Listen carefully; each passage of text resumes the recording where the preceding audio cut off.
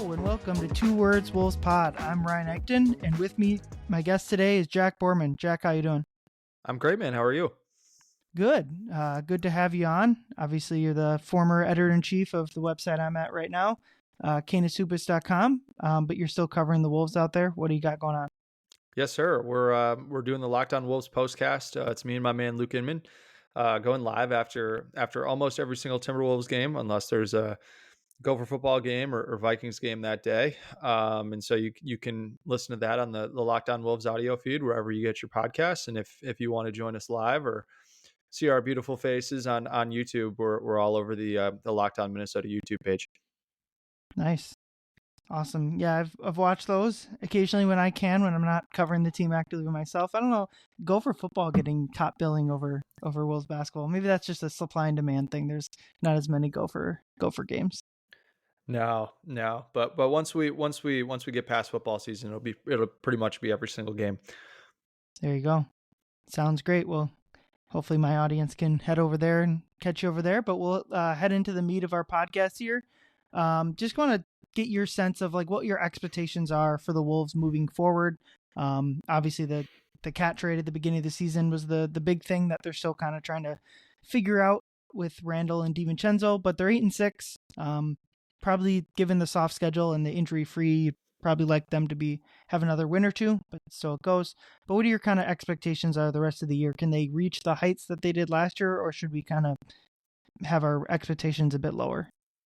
Yeah, I personally don't see anything that is not correctable or is not at least correctable to the point where, their talent of their top 7 and top 8 can't overcome. I think last season the Timberwolves were so elite on one side of the floor that you could almost always bank on their defense being able to keep them in games long enough for Ant to get hot or Carl to make a few shots or Mike to knock down a couple of corner threes or us to get a Nas spurt at the start of the fourth quarter. And I just think that this team doesn't necessarily have anything that's super bankable right now, and I don't think that that's a huge problem. I think that we see teams, especially those that have made major offseason trades, and the Wolves certainly did that, and they had obviously significantly less of an on-ramp to the regular season than than what you normally see when you see a big trade like that.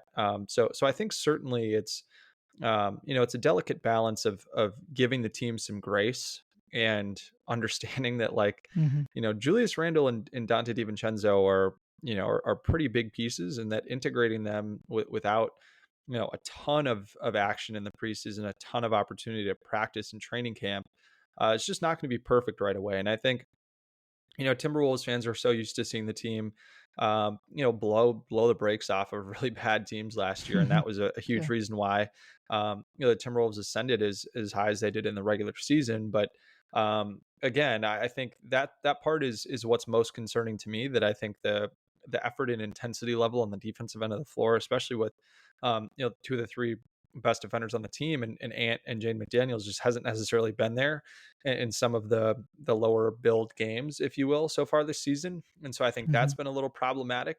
And I think that this team just expects that they can flip a switch and turn it on at times. And I think that, just maybe practicing more of the, we can't rely on flipping a switch is something that I think has concerned me. But again, it's all stuff that, we saw the Timberwolves struggle with a little bit 2 years ago, and they were great with it last year. So it's not something that they can't figure out. And we'll probably get into, where the defense is a little bit worse than it was last year, but the offense is significantly better than it was last year too. And I think having more balance is really important, and probably won't make the Wolves quite as matchup dependent in the playoffs, which is really important. And then the other thing that we've seen so far as well in the defense last year struggled with too is really quick guards, or guards that are exceptional in the short mid-range area. And we've seen that in the last couple of games with De'Aaron Fox really being able to get past the first line of the defense, and then with Rudy Gobert having to be in a little bit deeper of a drop this season than he was last season. You're seeing guys like Tyus Jones be able to really impact the game as scorers in that floater range once they get downhill into the paint. So I think, again, when you're looking at a team that's roughly top 10 in both offense and defense, that's a team that's going to be good enough for sure to win one playoff series and Mm-hmm. definitely hang around in a second one at bare minimum. So I think that's probably that's probably the lowest end of what the ceiling for this team is. And again, like when you have one of the 5, 6, 7 best players in the NBA and some role players that fit really, really nicely around him, I think that it's hard to just write that team off as one that can't be in the Western Conference Finals or can't be as good as the team we saw last year. And maybe they won't be as good in terms of wins and losses necessarily. Mm-hmm. Just when you compare where the Timberwolves were one calendar year ago to where they are today. But like I think fans have to understand that like that's okay, you know, like growth Yeah. is not necessarily linear. And over the course of an 82 game season, like you're just going to get some weird nights. And right now it's just happening more so on the front end of things. And that might be tougher to deal with. But again, I don't necessarily think that um, that's something that fans should really be worried about impacting the team's overall ceiling, because at the end of the day, they do still have probably, 7 of the top 125 players or 8 of the top 125 players in the league in the rotation, which is pretty darn good. Yeah. Leo and I especially talked about this on our last pod where they're currently on NBA.com. They're 9th in offensive efficiency, 12th in defense, and 11th in net. And so I think we were both kind of like a little bit surprised that those numbers were so good because I think we're so focused on the team being amazing and doing, and especially like last year in November, they set the wins record for the franchise history in November. And so we all have that on our mind, especially with defense. Which I think we all agree we'd hope that they'll finish above 12th in defense by the end of the year. But like to me, like you kind of mentioned this, like these numbers kind of feel like their floor. Like even if they continue to play poorly, I think generally you could probably say they've played poorly or not above their standards so far. It is what it is. But like 12th defensively feels like their floor. Maybe 9th, they could probably finish 10th, 11th in offense if they don't play as well as they hope. But like even on offense, they're clearly still trying to figure things out, trying to figure out what matchups work well, what pairings work well. And so it just feels like if 8 and 6 and 11th in net rating are what like them figuring it out is, I think Wolves fans should be excited for like what when they do figure it out or when they do get more consistent effort against lower teams where they can go. And I agree, like you said, the wins, their wins, they might hit their under on wins. They might go 51 wins, 49 wins, or whatever, and they might, instead of being like a top 2 seed, they might be 4th, might be 5th. And I just think that's one of the good things about like going through a playoff run is they don't need to worry about okay, like what matchup are we getting this night? What playoff matchup are we trying to hunt? Like, let's just get the play. I mean, you got to get to top 6 because you don't want to be in the play-in tournament. But like, just focus on like instead of focusing on every single win every single night, you get to focus on okay, how are we integrating Randall? How are we integrating Dante, and stuff like that. Yeah, no question. And I think another thing that's important to keep in mind when you're evaluating the team is like I think fans really rallied around the team having a historic defense. And I Mm-hmm. know that you guys have talked about this, but and as fun as it was to watch a team that had a historic defense, I mean, generally you see that teams with, really, really good defenses, but middle of the pack offenses generally don't have awesome playoff outlooks.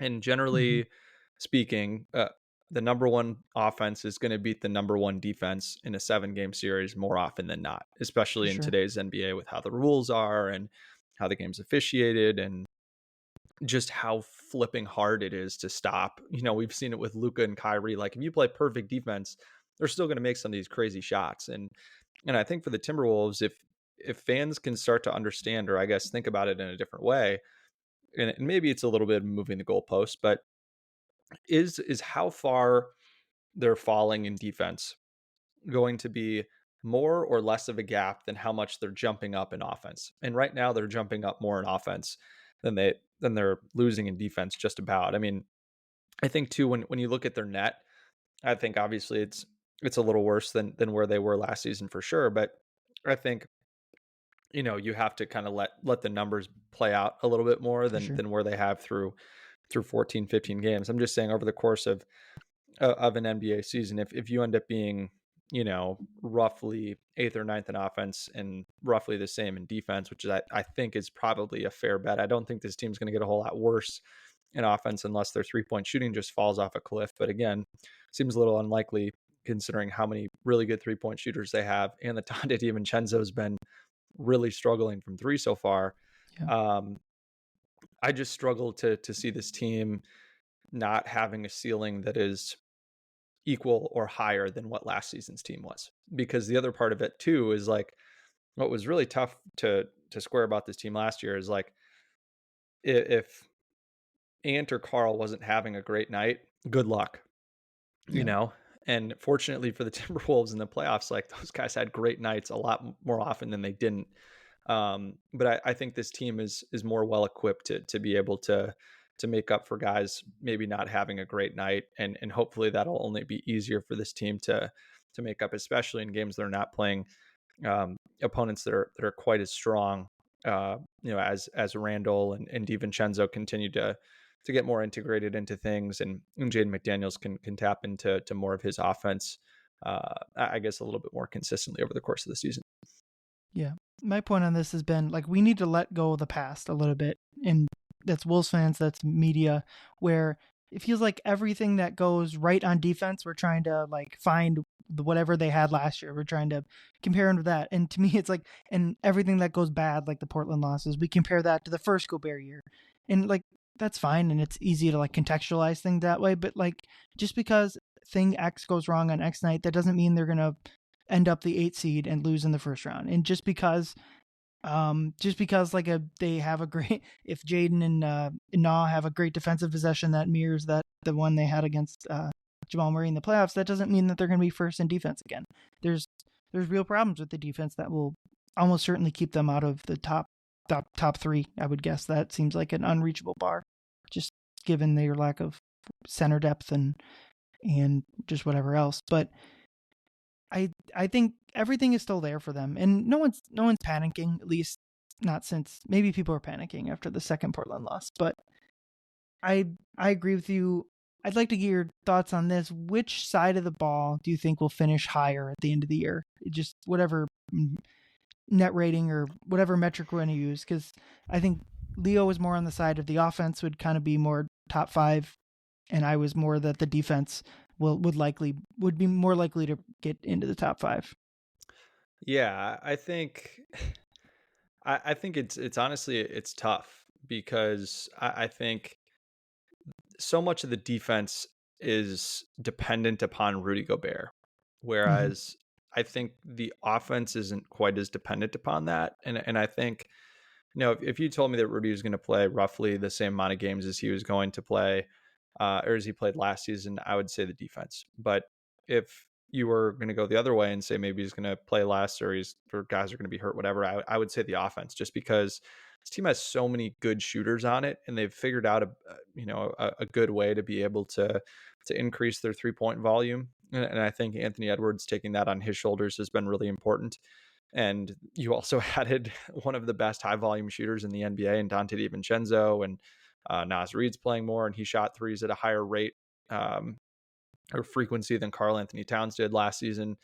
And so I think all of that is important. And for those reasons, I think it's probably easier for me to sit here and say offense, just because I think if someone misses time, I think they're more well equipped to pick that up on the offensive end when you consider you've got Rob Dillingham or Joe Ingles, who are both more offensively minded guys, as the more likely to plug in and fill those minutes. So I would probably say the offense, even though I do think that the defense is certainly going to improve if they can find a way to um, and who knows, maybe this practice time will be really helpful for them, because Mm-hmm. I think that was something that Finchie mentioned Yeah.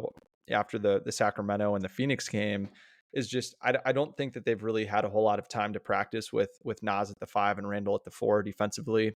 And Naz was probably coming into this season preparing to be a 3 and a 4, and that's tough to just be like, all right, hey man, you're actually going to be a 5 on the first day of training camp. And it's a tough spot for Nas, and he certainly showed that he can, be a halfway decent rim protector and rebound the ball pretty well. At times when Karl Anthony Towns was out last year and he was asked to play more of that backup five, I don't think we saw quite as stark of a Rudy on the court versus Rudy off the court during that run. So I think if the Wolves can kind of start to get back to some of that, that'll be important. And as I think Julius Randle kind of starts to understand more of like, hey, this is what Karl did that was really successful, depending on when he was the four next to Rudy, or he's playing more of the four when Nas was playing the five, because there was some of that last season too.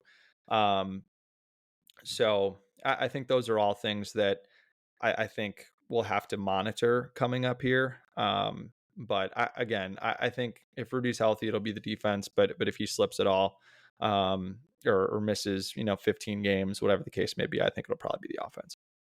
Yeah. To your point, Finch did talk about after the Phoenix game that they're going to really use this time to figure out what their defense. When he was asked about like the Fox, Sabonis, or Fox and Booker going off on them the past two nights, he kind of he like the first thing he talked about was like their defensive fundamentals were just not there. So he kind of pointed it more to an execution thing than a game plan thing, which I mean, especially with Fox, they were kind of letting him get his points to a certain extent a little bit. But I do think they're going to use this off time to like really, he said, like simplify what they're doing. I'm not sure what complicated things they were doing before, but yeah, I'm hoping, I'm very interested to see what this Toronto game looks like. Be just like, it's a classic, like they got the huge game against Boston at the end of the week, and in between they got the team with darn near the worst record in the NBA who's missing half the roster, and what kind of effort they're going to get, what the defense looks like. I'm interested to see that. But yeah, and I think, I was just gonna say, I think another part of the defensive thing this week is something that I've noticed has probably been the biggest change for me between Julius and Karl, is that last season I think Rudy had a very high level of trust in Karl to be able to protect the rim behind him and rebound. I think we've seen Karl rebound at a very, very high rate so far on the defensive end of the floor for the Knicks this season. And again, it's really easy for Rudy to be more aggressive and be up further in coverage at the level of the ball screen. And when you're defending ball screens with Jaden McDaniels and Rudy Gobert, Nickeil Alexander-Walker and Rudy Gobert, it's much more difficult for ball handlers to get into the lane and make stuff happen. But Rudy's had to play in a deeper drop this season because I don't think he trusts Julius Randle to protect the rim behind him and rebound as much. And I don't think it's something that Julius has been asked to do a whole lot, in his career. So that's something that's going to be interesting to watch, because if you're letting guards just kind of have a runway into the paint, if those wings and ball handling defenders aren't going to be able to fight over that screen and pick and roll, and Tyus Jones is going to be able to get in the middle of the lane, or De'Aaron Fox is going to get in the middle of the lane, and someone like Julius Randle, who's guarding a guy in the corner more often than not in those possessions, is ball watching and isn't paying attention to where his guy is, and his guy's cutting behind him, or Julius is just sagging too far in towards the block, towards the paint, and it's just a wide open three. We've seen so much of that from Randle so far. So I think, again, maybe it's some of those fundamentals that Finchie's talking about that they need to get a little bit better with. I think the off-ball defense and fighting over the initial screens have both been areas where the Timberwolves defense has been, rather poor, and they're still 12th in defense, like we've talked about. So, and the other part of it too, you mentioned the particularly weak center depth that they have right now in terms of rim protection. Like the Timberwolves right now, when Gobert is on the floor, they have a defensive rebounding rate of nearly 75%. So 3 out of every 4 opponent missed shots, they're rebounding. That would be first in the NBA overall this season. When Rudy Gobert is not on the floor, their defensive rebounding percentage drops to under 67%, which would be third worst in the NBA. So I think it'll be really interesting to see, especially if Detroit continues to play really well, and somehow that pick conveys to the Wolves this season, or that projects to convey to the Wolves potentially come February, if they try to dangle that, or dangle the rights to that pick, sure, and however it'll convey down the line.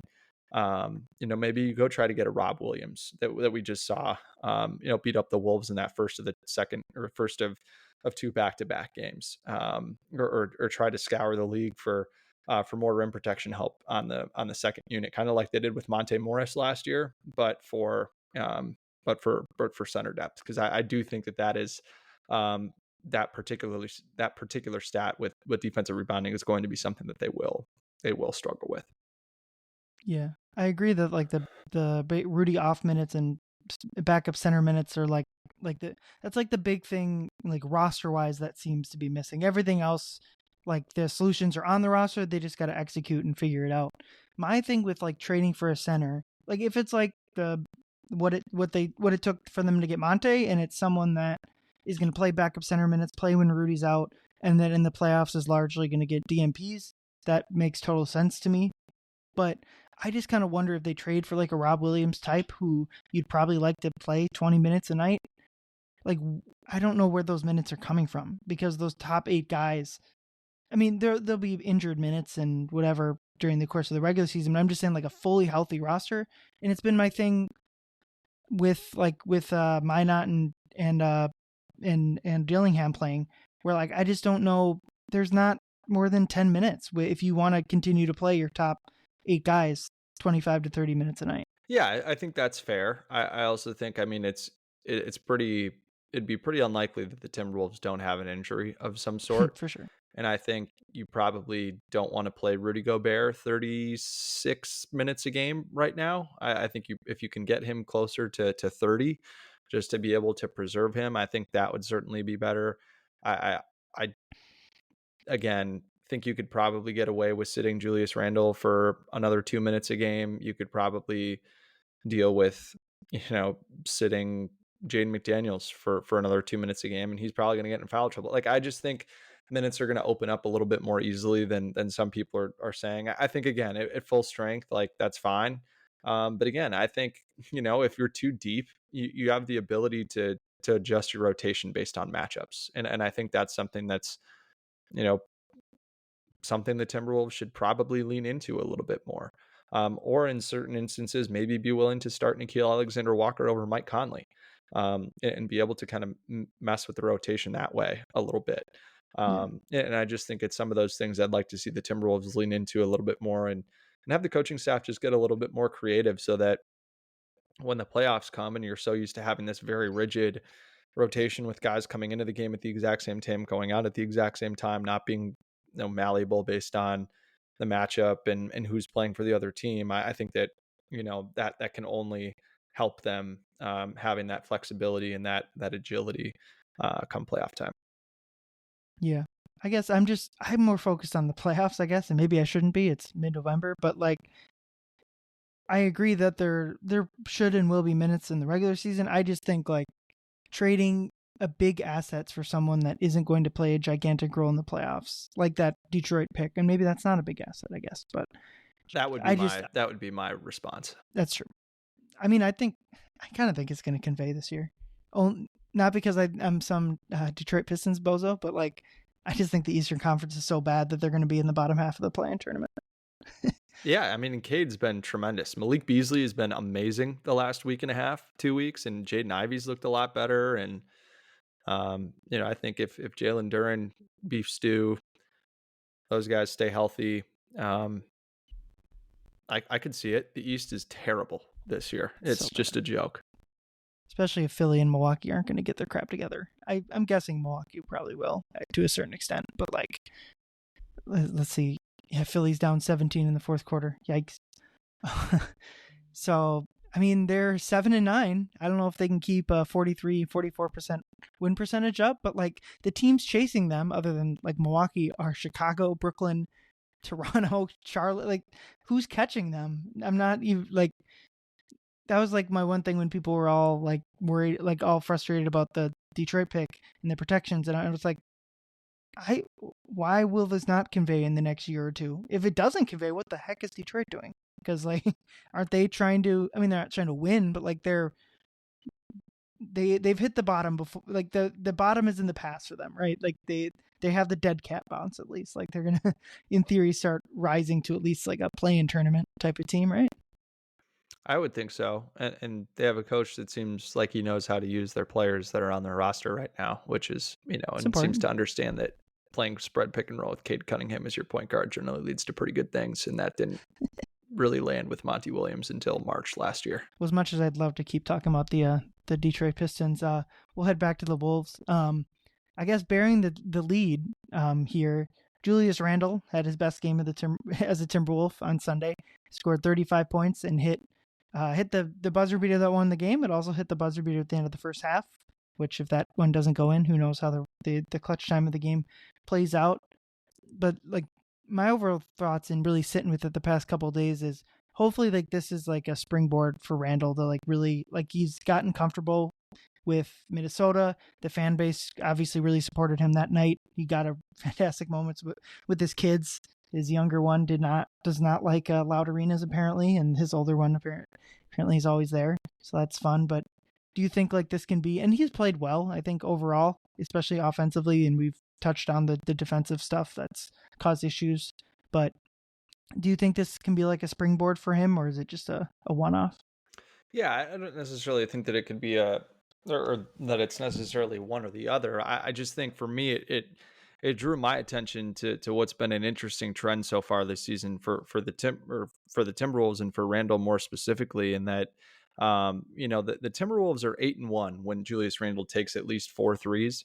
They're 0-5 when he takes 3 or less. And for me, it's not even about how many threes he's making. I just think it's about how many threes he's taking. I think if he can force defenses to play more out at the 3-point line and bite on his pump fake, and he can then get on the drive and attack a spread floor and get that kind of 4-on-3 or 5-on-4 game going. He's a really solid playmaker, and he's going to make Mm-hmm. the right kick out pass and create a ton of open threes, which is something that Karl Anthony Towns didn't really do a whole lot of.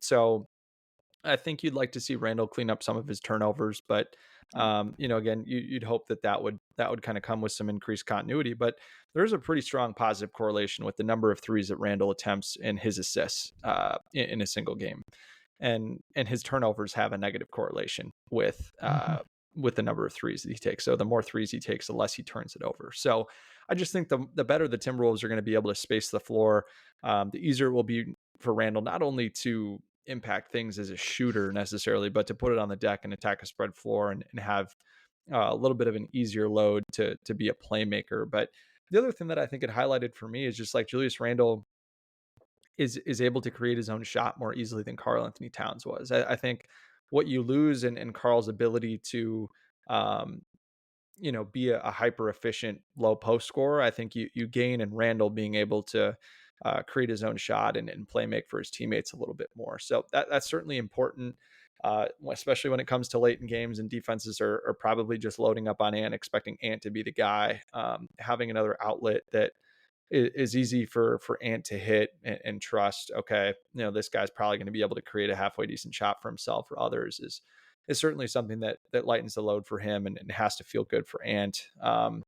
So I certainly think for Randall, it's got to feel good for his confidence, no question about it. But I don't think it's anything that's gonna radically change the way that he plays offense for the team. I just think you know it's certainly a positive sign that he's capable of being able to produce when the team really needs him to, and when the matchup is a favorable one. And I think the more that he plays with the team, the more they'll kind of understand.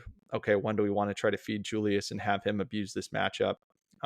Because that is something that we see a lot more from him. Is that we saw it early in his tenure with the Wolves that he sees a small guy on him. He's just going to play bully Mm-hmm. ball in the paint and do it without picking up an offensive foul and be able to kind of consistently take advantage of a mismatch. And so that's something that you'd like to see more of. But again, I think even if Julius is only shooting like 33-34%, I'd like to see him continue to shoot 3-point shots, just because if you're willing to shoot them, it's going to change the way defenses play you. And if they're out further, playmaking will be easier. Yeah. To me, like a barometer of the Wolves' offense so far has been Randall more than Ant in the sense of it feels like when Randle is getting those mismatches, scoring on those post-ups, and especially like spraying it out to shooters, that seems to be when the Wolves offense is most effective. And like against Portland, that just like wasn't happening. Or against, I don't think the Heat game, there is much of that either. Like, so that seems to be like a big barometer for me. I know Finch talked about, to your point about the threes, like he just wants Julius to shoot them confidently and shoot them like right away. And I don't think they're really concerned about the percentage that goes in. Obviously, in a long-term sense, they are, but like game to game, they're not really concerned about that. And I think your point about Randle getting his own shot is important because obviously, I don't think anyone like Towns is a much better offensive player and probably just in a vacuum a better player. Period. But what the Wolves needed, obviously, in that Dallas series was like a second like person that could get their shot by themselves. Where Towns was a little bit more, at least with sharing the floor with Gobert especially, was a little bit more necessary about someone getting him to his spots or getting him to a certain point on the floor. But with Randle, if he's got a good matchup, he's able to do it kind of by himself, which helps, especially late in games where they've done a much better job in clutch time situations. What did you think about both Phoenix and Sacramento playing two bigs? I kind of found that weird, and it seemed like Phoenix largely went away from it, but Phoenix started Nurkic and Plumlee, and then Sacramento started Alex Len and Sabonis. Yeah, and just to close the loop on Randall really quick too, another stat that's somewhat interesting is the Wolves are 7-0 when Randall scores at least 22 points, and they're 1-6 when he scores 21 or fewer. So it does speak to, I do think he is a good barometer for what the offense has been, no question. But for Sacramento and Phoenix, I think part of it is them being able to match up with Randall and Gobert, but I think another part of it is they realize that this team has not been a great offensive or defensive rebounding team, and it's just a way for teams to be able to exploit that. And when when you take a look at those two games specifically for for Phoenix and for Sacramento, I think the teams had like 23 offensive rebounds between them and scored over 30 second chance points between the two of them. So I think that's certainly part of it. And I think it just speaks to also that, like, the Wolves are also starting three guys that are 6'9" or taller between McDaniels and Randall and Gobert. And I think, if you have the personnel to match up, and a team like Sacramento, you're already missing DeRozan, you're already missing Malik Monk, you might as well try to throw a different look at him. And same thing goes for Phoenix too, playing without Durant and Beal. And so, how you structure your rotation is a little bit different too. And so I think it's kind of tough to make any concrete judgments on that in terms of what it means for the Timberwolves, just because both of those teams were down a pair of pretty significant contributors in their top 5-6 guys in the rotation. So, but I do think it's interesting that we're seeing that now, but we didn't necessarily see much of that last season. Yeah, and part of it maybe they don't want to have, especially like you mentioned, like DeRozan probably would have guarded Randall a bunch if he was healthy. Durant would have been the primary matchup. So I think part of it was like they didn't have a good forward to put on them. And so if they would have put Josh Okogie, I don't know, if they would have put that type of player on Randall, it would have been get Randall in the post and have him bully ball. So I think they just kind of went with the large matchup there. It's funny. I don't think if they had Towns in that spot, these teams would not be able to get away with, like, Plumlee or Nurkic was like the classic player type. Towns would just absolutely roast. So it's funny that now it's kind of flipped now, where if teams are going to play small, which is what they would do against Karl, now that's flipped. That's the poor matchup for Randall, and the potentially the bigger players, the primary matchup. And Nurkic got played off the floor anyways. So yeah, I don't know what Phoenix is going to do with that. They've obviously had a nice start to the season, and their recent stretch has a lot to do with who's on the floor for them. But we talk about the Wolves' backup center minutes being a problem, but I think like we get lost in the our own team's problems and don't like look at, and obviously they have Booker and Durant, they have plenty of talent, but like the Phoenix might have a starting center problem. Although the Iguodala guy that was out there looked pretty good, but it's interesting to think about the other problems other teams have instead of focusing on our own. What do you think about the clutch time offense that the Wolves have been able to run, or just the clutch time altogether? Because that was like such a huge problem for them last year, or at least in the playoffs, where down the stretch of games they were not able to close games. The offense would kind of go into the toilet. And how much do you think they're going to continue to be? I mean, they've obviously had the Miami game was a dumpster fire, but do you think that the clutch time stuff is going to continue? Yeah, I would certainly hope that it would continue. I just think that Anthony Edwards has seen so many different types of defenses and has played with someone like Mike Conley, who has kind of helped him identify what those defenses are. He's learned the give it to Mike and get it right back when you're facing a double or a hard hedge or a switch or whatever the case may be, as ways to try to combat a defense loading up on you. I think that is all certainly part of the equation, and I think you're starting to see teams worry about Ant's 3-point shooting a little bit more, and you see in the clutch that he does such a great job of mixing up where he's scoring from. I think we've seen him score at all three levels and get to the free throw line, which is super important.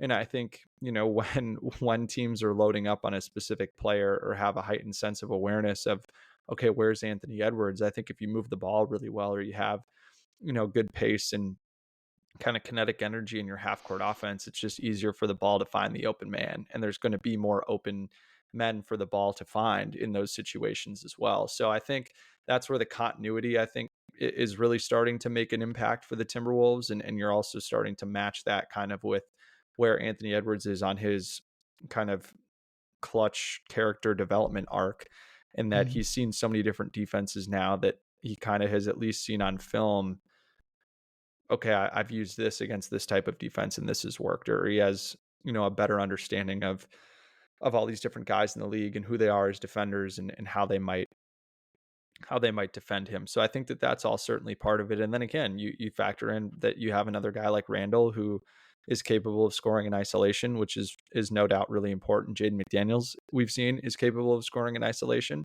And then you've also seen, someone like Rudy Gobert, who, when you're worried about Anthony Edwards and Julius Randle and Naz Reid and Mike Conley and everyone else who's on the floor, I'll just get this little tap in offensive rebound, or I'll tap this ball out to create another opportunity for us. I think it's just the sense of all the different pieces kind of fitting together and being able to impact the game at the right time. But for me, it's all downstream of defenses having to pay so much attention to Ant that it opens the door up for other players. And then when Ant does get his one-on-one matchups, he's done a phenomenal job of being aggressive and mixing up where he's trying to score from, because it's just put defenses in so much of a bind so far this season. So, I mean, it's not even like their defense has been that great. It's that they're, their defensive rating in the clutch this year is 120, which is 17th in the league. But it's just that their offense is 131.6, which is 4th in the league. So I think, again, if you can maintain the same level of offense, which I'm a little bit more confident in, it's just about, all right, how can we defend a little bit more cohesively, and how can we make sure that we're not allowing offensive rebounds in the clutch as well, because the Timberwolves have a defensive rebounding rate of under 53% in the clutch, which is 5th worst in the league. So I think if they can find a way to rebound a little bit better in the clutch, you should see those those numbers get even better. Right. And anytime we're talking about clutch, it's like such a small sample size that, like, especially we're talking about a couple minutes of 14 games. So I mean, the rebounding's obviously been an issue, and we saw that against Phoenix, where they had 3 chances to get that last rebound and needed a shot clock violation to get them the ball back eventually. But I think the biggest story to me in the clutch is Ant. And obviously we talked about Julius Randle being a good partner. We talked about Julius Randle being a good partner for Ant, but like the biggest thing to me is that Ant is getting to good shots in the clutch, because I think in the past he's kind of settled for shots, or he's not gotten like the best shots. And especially like this year, when his 3-point volume has gone through the roof, I think the natural worry was like, okay, well, is he going to settle for just step back threes when he needs to? Like, I think we all agree, like, especially the way he's shooting it, like 3-point volume is awesome, but like he's also one of the best rim scorers in the league, and we don't want like that to go away. And that's been the biggest thing in the clutch to me, is that he's gotten to good shots. Obviously, the dagger against Sacramento is a is a tough shot that maybe won't go in all the time, but in the Phoenix game, the bucket that put him ahead was near the basket. Like, he's gotten to more of mid-range shots when they've just needed 2 points. So with everything with this team, like, they're going to go as far as Anthony Edwards is going to be able to take them. And obviously the supporting cast is important, but if he's going to be like this in the clutch, they're going to be able to win a lot of games. And if this is hopefully not like a mirage or whatever, or just a momentary blip, then they're going to struggle like they did last year. Yeah. On to the Wolves' last 2 games remaining this week. They got at Toronto, like we talked about, against just a brutally injured Toronto team. And then the big one at Boston, who just ended the Cavs 15-0 start to the season. So much for that. That was a pretty fun game, but Boston looks to be every sort of, even without Porzingis to start the season, they look to be every bit the championship contender they were last year. Which game? I'm almost more interested in the Toronto game. Maybe I'm too focused on like the lack of energy in some of these lesser matchups, but I'm interested to see what they come out looking like against Toronto, because the Portland game and even the start of the Phoenix game, where Phoenix doesn't have Ant's childhood idol Durant out there, what kind of energy they put out there in Toronto. Yeah, I think for me, it'll be interesting too, because I don't think RJ Barrett played when these two teams first met. And I don't think Scotty Barnes, or did Scotty play in that first matchup? I think it was right before Scotty got hurt, but I think Scotty could be the game that Scotty Barnes returns for. I'm pretty sure he's listed as questionable, so we could see that. So I think, in terms of the way that RJ Barrett's kind of been the engine for them offensively, certainly that changes things for the Raptors. But I certainly am more interested in the Boston game, because I think it'll just be such a better test, in my opinion, of where their compete level is defensively, and how much that sort of, I guess, mini camp week that they've had here with 4 days off will be able to kind of show itself. And I think when you look at, okay, you have kind of Nikhil, Dante, Mike, Ant, Jaden against Derek White, Drew Holiday, Jaylen Brown, Jason Tatum, and Peyton Pritchard. Like, that's kind of an interesting 5-on-5. And then in the front court, you've got you've got Gobert and you've got Horford. I don't think Porzingis is going to play. It sounds like he's still ramping up and might still be, a little bit more than a week away from playing. So I think, again, if Julius Randle is able to take advantage of being able to go against Jason Tatum, I think there'll be a real opportunity for him there. But again, I just think it's a decent matchup for the Timberwolves, and we saw that in the games that they played against Boston last season. And I think, if you want to talk about a springboard, I think that's a really interesting game that it could jumpstart things for them. Okay, we proved we can get past a game that we probably should win against Toronto after squeaking out 2 other games that you probably should win. Okay, that's a nice little confidence boost. But okay, if you can then go to Boston and do what you did last season, well, they didn't win in Boston, but against the Celtics, if you can do what you did last season and kind of prove to yourself early in the season, like, all right, this is the best team in the league and we just beat them, and our best player just went toe to toe with their best players and took them on and took them down. I think that would do a lot for this team's confidence and cohesion going forward. So I think, just in terms of what it can do for the team, I think that Boston game is certainly more interesting to me. But I think that point becomes almost a moot one, or falls flat, if they do lay an egg against Toronto and struggle against them. And I think that, again, Toronto is a team where, yes, they are injured, but it's a talented enough group where the Wolves don't show up. Like, they've got some offensive firepower to be able to score some points and do so, somewhat quickly. So it'll be fun to see, I guess, what that week of time off and prep will do for them. Yeah, and they do have even more. There's an extra off day. There's 2 full off days between Toronto and Boston. So it's not only do they get all this time off before the Toronto game, they even have an extra day off before the Boston game. So it'll be interesting. I don't know. Mike and Dante are questionable. If there's any doubt for them, I'm guessing they'd hold them out of the Toronto game to kind of have them be healthy for the Boston game. Although we've seen sitting Mike might have cost them that second Portland game. Who knows? But I don't think it's fair to say that Mike Conley sitting was the reason why. no, It shouldn't have come down to that. for sure. Just more that like I think people were like, let's get new energy in here, and they did that, and they still laid the same exact egg they did the night before. But yeah, I'm interested to see like who matches up with who on like is Randall gonna get the Tatum matchup, or is he gonna like there isn't a great place to put Randall, assuming Gobert will go on Horford. But on the flip side, they don't have a great matchup for Randall, at least when I think like the big thing and the whole thing with Boston seems like they just need like just anything from Porzingis, like not in the regular season, but like when they get to the finals against whoever, like Cleveland or in the NBA finals, that they get back there. Because if they had Porzingis, I think that just like they would put Porzingis on Gobert, and they'd probably have Horford play a lot and match up against Randall. I was just gonna say, I think that's the logical thing for me, and again, it would depend on, do you have Derek White out there? Do you have Horford out there? Do you trust Tatum to take him?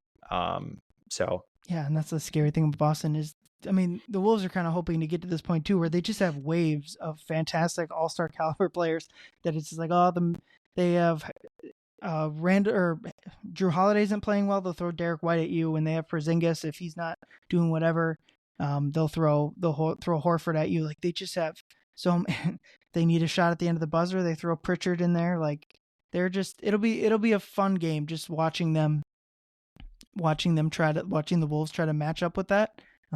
We were hoping that the Wolves Celtics would be a finals matchup last year, and we didn't get it, but it was their springboard last year. The first big win, they beat Denver the few nights before, but like the Wolves really started to go on that winning streak after that first Boston game.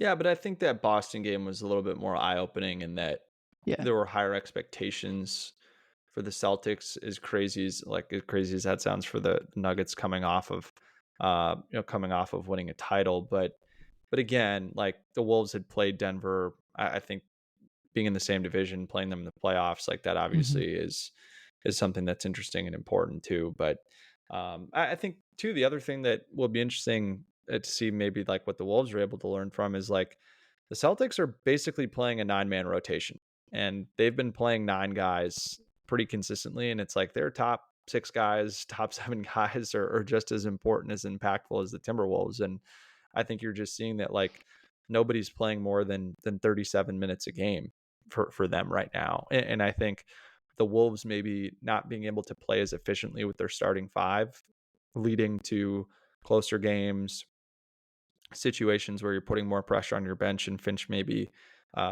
doesn't want to go to guys that are further down the roster that he doesn't trust quite as much, I think is probably a key difference between the Wolves and the Celtics. But it's just like another thing for people saying like, oh well, who are the minutes going to? How are you gonna get it? And it's on one level, or on a kind of a different way of saying it, is like, if you don't start trying to expand the rotation now, how are you going to do it in February and March? And I know that's where you start to have, oh well, injuries will happen and so.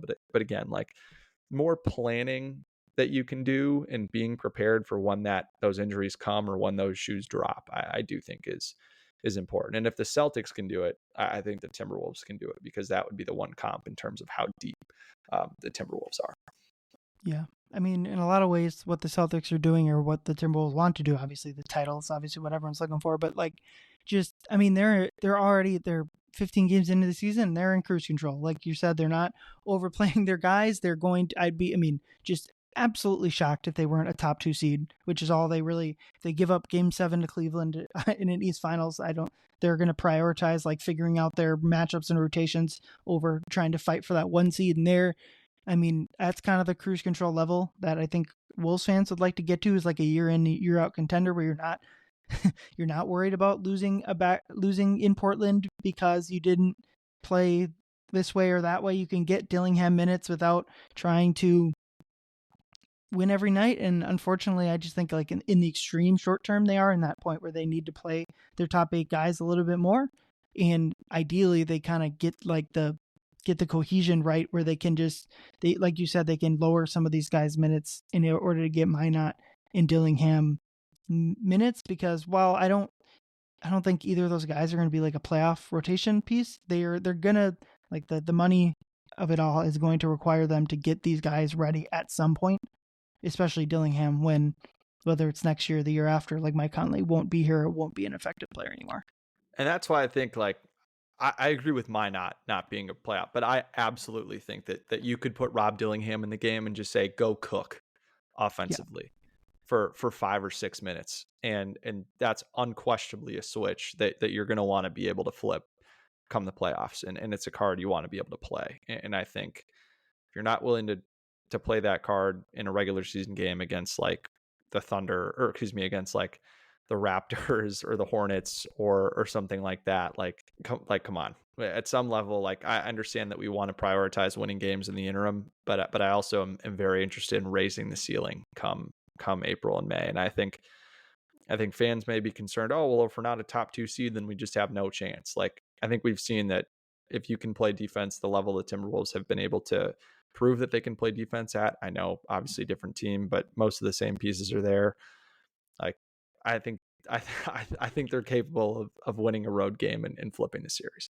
Yeah, I mean, just look at the Denver series. How important home court advantage is. The road team won the first 4 games of that series, and how much did home court advantage help Denver when they were choking away a 20-point lead, and Naz Reid and Karl-Anthony Towns were dunking all over their face. So I mean, you got to get out of the playing tournament, obviously, and not because like if the season ended today, they'd play the Clippers in that first playing tournament game. Like that wouldn't necessarily worry them. They're much better than the Clippers, but it's like that. I think the week off is like so important. You get like the playing tournament week off is really nice for these guys, and you don't have to fight and claw in the playing tournament. But it'll be an interesting like what balance they try to strike between winning games in the short term and getting young guys minutes / like just planning for the future. But unfortunately, right now, I think they've they've obviously leaned too much into the starters, but like they do need to start stacking up wins before they can really start to look for the future. But I agree that with most people that it's been a bit too much starter heavy and top 8 rotation guy heavy so far. Yeah, no question. And I think too, like you look at the Timberwolves schedule, and I think, you know, some people will say, okay, Boston, Houston, Sacramento, LA, Golden State, New York, Golden State, like really the next month is all playoff teams for the most part. And you don't really get an easier portion of your schedule until you get to the new year. And I think then once you get to the new year, you kind of get some more interspersed stuff, and then it really lightens up, you know, in February and March for the most part. So Yeah. again, like it's going to be trial by fire a little bit, and I think it's unfortunate that, you know, with playing Toronto and San Antonio and Charlotte and Chicago and Portland, you know, 3 times that you weren't able to tap into it then. Yeah.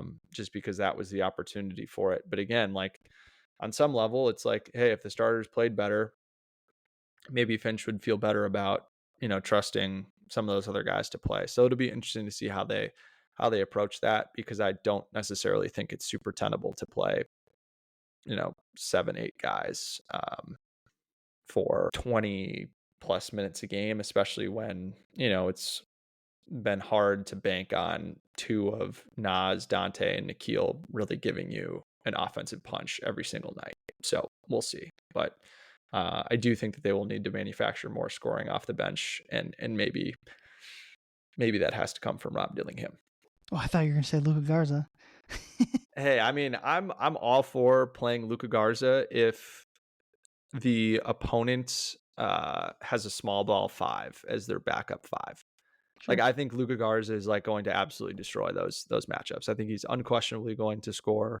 Like if you played him 15 minutes against, you know, like Denver, who doesn't really have a backup 5, like I think he could probably score 12, 14 points in those 15 minutes and probably grab you 3 offensive rebounds. Like I legitimately think that they should lean into that more in those types of matchups. And again, it goes back to like, I think you need to be willing to adjust your rotation a little bit depending on who you're playing. But I just don't think that we see that type of flexibility from coaches as often as we'd all like to during the regular season. Yeah. My favorite stat from last year was something like Luka Garza was either 4th or 5th in points per minute scored in the whole NBA. And like the guys sitting around him were like Luka Doncic, Giannis, and Shea. And then it was just like Luka Garza and his 6 minutes a night when he gets in there. So I think we'd all be interested to see how that would translate. But like you said, if it's not going to be against if they played the Spurs, Wembanyama is not the matchup, obviously. But yeah, it's been a little bit disappointing that they haven't been able to rack up wins. But I also kind of look at New Orleans at 4-12, Dallas is a half game behind them, and then obviously like Milwaukee and Philly have been just like it could be worse. It could be a whole like. There's another level of struggling to win games that the Wolves have not come close to. Thank goodness. But we'll close out with a stat. Alan Horton tweeted out the Wolves have lost 19 games in a row in Toronto with a win down in Tampa in the middle of that, and they've lost 17 in a row in Boston. So that's dating back to 2004 in Toronto and 2005 in Boston. So Jack went to college out in Boston and never saw the Wolves win out there. And 3 other people went out in college. I never saw them play in Boston because they were always in Boston over winter break, unfortunately. Really? But just as a follow up to that stat, this is from Automatic NBA, who's a very good follow on Twitter for people who are interested in just stats and keeping in touch with things around the league. That every single NBA team in the last 20 years has won at least one game in every other city except the Timberwolves in Toronto and the Timberwolves in Boston, which is kind of crazy. Well, I mean, obviously, if they lose in Boston in a hard-fought game, you shrug your shoulders, and that's how it goes. If this Toronto losing streak hits 20, let's just please. I would like to enjoy the Boston game without being frustrated about how the Toronto game went. So let's hope for a win there. I hear you. Awesome. Well, Jack, you got anything else you want to plug or say Wolves wise? No, I just hope they beat the Raptors and we don't have to keep pressing the proverbial panic button over and over again. Yeah. Well, if they do, Jack and I will be here in our respective platforms to either hit the panic button or prevent you guys from doing so.